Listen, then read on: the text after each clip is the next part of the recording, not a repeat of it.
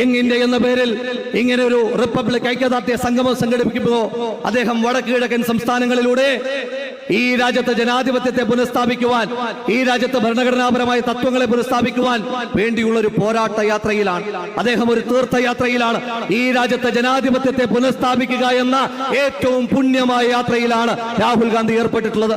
ഇന്ന് രാഹുൽ ഗാന്ധി ഏർപ്പെട്ടു പോകുമ്പോ ആസാമിലേക്ക് കടന്നു ചെല്ലുമ്പോ അവിടുത്തെ മുഖ്യമന്ത്രി നേരിട്ട് ഉത്തരവിറക്കി രാഹുൽ ഗാന്ധിയെ തടയുമെന്ന് പറയുകയാണ്.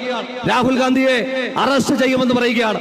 നിങ്ങൾ ആരെയാണ് അറസ്റ്റ് ചെയ്യുമെന്ന് പറഞ്ഞ് പേടിപ്പിക്കുന്നത്? രാഹുൽ ഗാന്ധിയാണോ?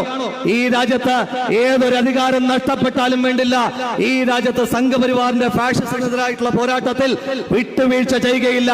അതിന് തനിക്ക് വ്യക്തിപരമായി ഉണ്ടാകുന്ന ഒരു ലാഭനഷ്ടങ്ങളും നോക്കുകയില്ല എന്ന് പറയുന്ന ഒരു മനുഷ്യനെ അറസ്റ്റ് ചെയ്യുമെന്ന് ഭയപ്പെടുത്തി തോൽപ്പിക്കാമെന്ന് വിചാരിച്ചാൽ അങ്ങനെ തോറ്റുകൊടുക്കുവാൻ രാഹുൽ ഗാന്ധി